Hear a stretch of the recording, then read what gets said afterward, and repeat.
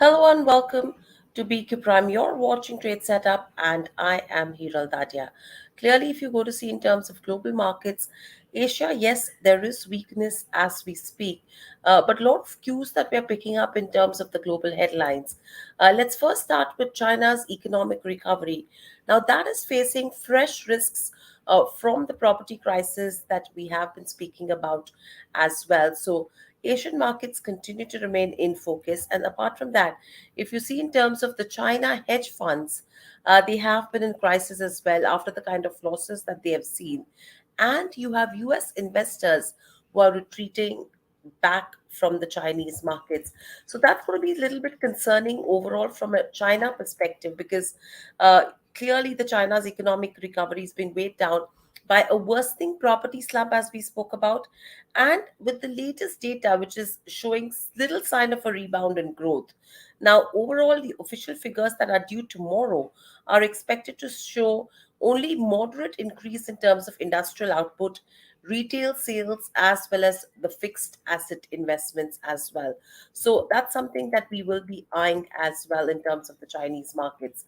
Moving on, important announcements coming in from the Japanese market as well. And this is mainly in terms of Blackstone, which is actually eyeing more Japanese property. And this is after selling $4.5 billion. Now, the acquisitions team is back to business clearly, and the capitalizing on the foreign interest in Japanese property to sell as well. In fact, on the other part of the news in terms of Japan, we are picking up is that they're preparing for its second typhoon in a week, with airline companies actually canceling flights and rail operators planning to halt some operations as well. So in fact, Typhoon Land is forecasted to make a landfall on Tuesday in central Japan near Osaka, which is the country's largest metropolitan city as well. So that's the news that we're picking up in terms of Japanese markets. Overall, from Singapore, if you go to see, it's interesting to see Singapore is now open to importing electricity from regional countries, including India. And this is the Strats Times that has reported over the weekend. And this is mainly to push to improve the energy security in the city state. In fact, the Energy Market Authority has welcomed the proposal to import as much as 4 gigawatt of electricity into Singapore, according to the report. Now, how much of it will come in from India and how big a positive it will be for the Indian markets is something that we need to wait and watch and see. But there could be some bit of positive movement that could be seen in terms of Indian energy players as well. Coming to the EV space, you have Tesla, which has gone ahead and cut the price of its two higher end model Y vehicles in China by 14,000 yuan, which is almost $1,900. And this is in the latest salvo in a bruising price war that we've seen as well. In fact, overall, if you go to see the price of its model Y long range and performance has been cut in, so that's going to be interesting to see how and what is the kind of impact it has in terms of other EV sellers as well in the country as well as other regions. Moving on, you have SoftBank, who's in talks to buy Vision Fund stake in ARM, and they're planning to acquire the 25% stake in ARM, which is not directly owned from Vision Fund, which is a $100 billion investment fund it raised in 2017. So let's see what this means in terms of news. Lastly, moving on, you have Goldman Sachs. The team is penciling in rate cuts to begin in the second quarter of 2024. In fact, what they're saying is that the rate settling FOMC is expected to skip a hike next month and conclude at the November meeting that the core inflation trend has slowed enough to make a final hike unnecessary.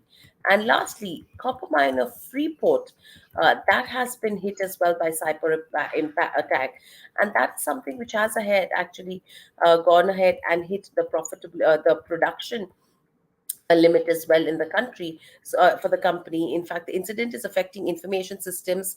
The future operations could be impacted if the attack is prolonged, is what they have indicated. So let's see what's the impact on metal counters. So this is the global news we've been picking up, but quickly. In terms of global markets as well, as we mentioned, Asia has been trading weak.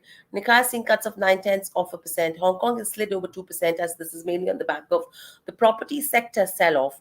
So clear weakness coming in terms of Asian markets. If you see from a US market perspective, Dow Jones saw up move of around 100 points, which is 3 tenths of a percent.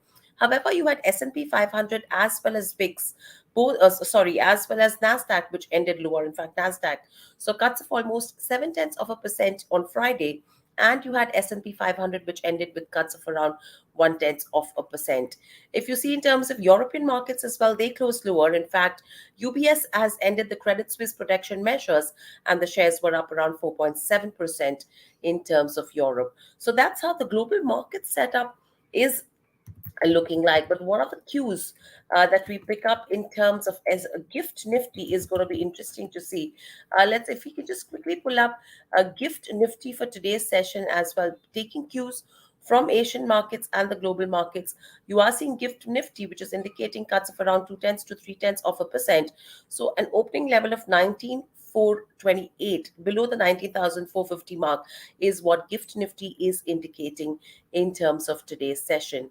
Let's quickly look at markets as well, because clearly, if you see the FI flows in the last couple of trading sessions, they have absolutely remained choppy. And, in fact, in the month of August itself so far. So, what's happening is the support that was coming in from the FI is absolutely missing. The markets are actually struggling to maintain that upward bias, and that resistance is absolutely coming in its way. Volatile trade is what we've been witnessing over the last couple of trading sessions. And what's interesting to see is that Nifty, the moment it reaches its 20-day SMA, which is its simple moving average, from those levels, it's constantly seeing selling pressure that's coming in. So buy on, declines and sell on rally is the kind of strategy that the investors have been adopting. Now, what analysts are indicating is that as long as Nifty stays below that 19,560 mark, the weakness in the texture of the markets is something which is expected to continue as well. In fact, we have India's inflation data that is eyed, so markets would trade cautiously as well ahead of the inflation data. From a banking perspective, there is not much support coming in from the banking majors as well. In fact, it's interesting to see how the PSUs are outperforming the private banks in trade, and it's clearly the PSU Bank Index has been in focus. From a FI perspective as well, clearly they've been holding more short positions as compared to long positions in index futures. So that's an important factor that we need to wait and watch. And that is giving you an indication as well with regards to the kind of activity that the FIs are actually adhering to. I mean, they need to actually turn buyers in, and start picking up more longs as compared to shorts to see that tide turn in the markets as well. So that's the overall market setup. But from an earnings perspective, a whole host of earnings that will be announced in today's session. So watch out for that list on your screens. But the key ones from the list that you are seeing that we will be watching out for will be a Divi's Laboratories. That stock has seen a good run up in the last couple of trading sessions from the pharma pack. So let's see how the earnings pan out. ITC is going to be interesting to watch out for from this list as well. So these two are interesting names. Apart from that, again, you have Indiabulls Housing Finance, Vodafone. Any announcements on that front will be interesting to watch out for. Walkart, Senco, Sanghi Industries is also another one that we will be watching out for pretty closely in trade today. So these are the earnings today. But let's quickly take a look at companies which have already announced numbers. You have ONGC from the bigger market, strong margins and a strong profit number that ONGC reported over the weekend. So you could see some strong moves coming in there. Revenues are down though. However, EBITDA margin and profits have doubled. So that's an interesting number to watch out for in terms of ONGC and how the stock reacts in trade. NHPC was another bigger name that reported numbers. Clearly, if you go to see a pretty, silent move is what we've seen in terms of NHPC, but no major moves that could be expected from a market perspective. The stock has run up a lot, so there could be some bit of a profit booking that could be coming in terms of NHPC in trade today. But let's quickly look at a whole host of numbers which have actually seen a strong number this time around, which could see a positive move in today's session. You have the likes of NMTC. Clearly, if you go to see the numbers are slightly above what the street was estimating, especially with regards to the margin front as well as in terms of the profit number. on the back of which you could see some positive moves in terms of NMDC. ABB has seen an interesting move as well. Overall, the numbers have been above estimates. Clearly, the margins at 13.9% versus a 9.7%, and a profit number which has more than doubled is going to give it a boost in today's session. So watch out for ABB pretty closely in trade from a positive momentum perspective. JSPL as well, though the revenues are down, but clearly if you go to see, overall it has been slightly weak for the number. So again, I think that's an error from my side in terms of JSPL that has come in terms of a positive number. But there will be weakness on that one. Marksans Pharma is another one wherein a good set of numbers, a good move in terms of the margin side of the picture for a Marksans Pharma. So watch out for that name pretty closely in trade.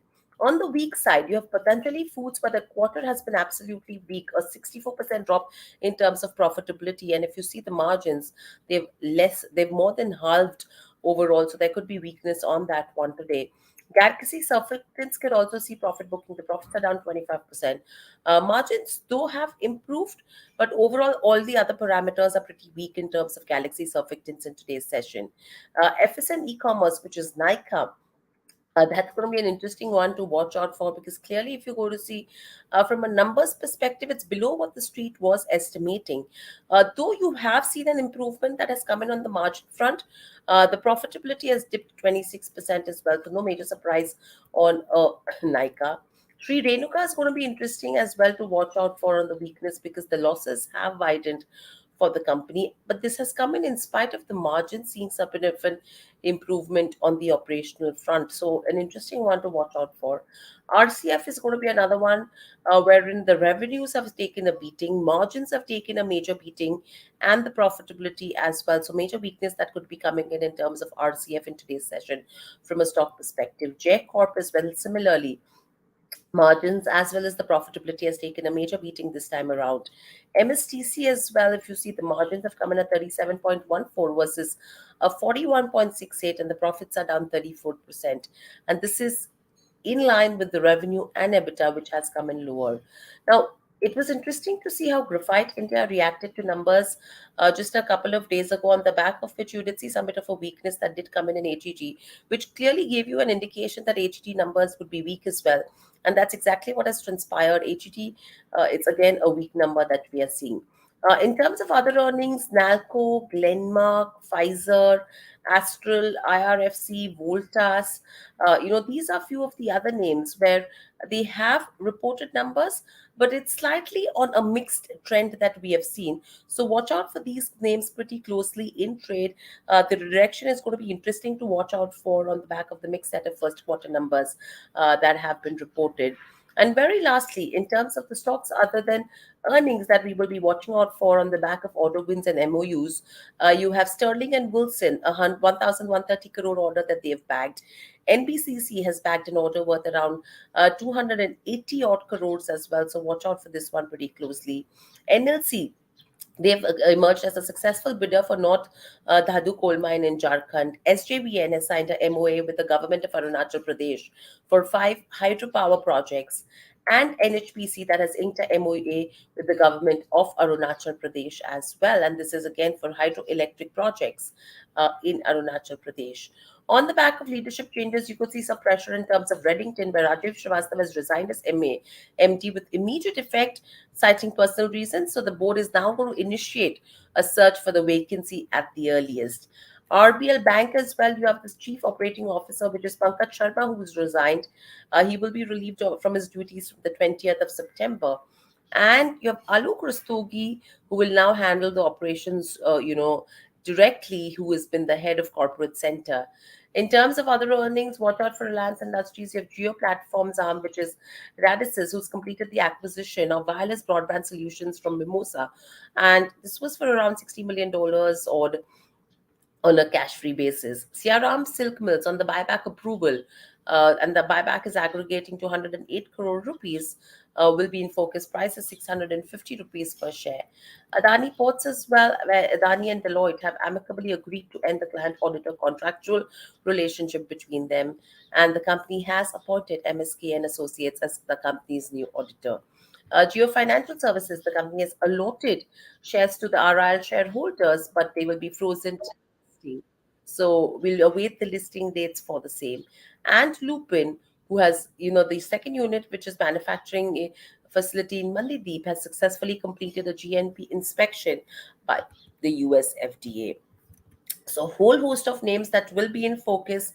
I mean, the earnings season is at the fag end as well, so lots to watch out for in terms of where markets are concerned. But interesting is going to be whether we are going to find any direction or not, because clearly choppy trade is what is on the cards. It is truncated week. Tomorrow is a holiday in the Indian markets as well, being 15th of August. So you would not see high volumes in today's session.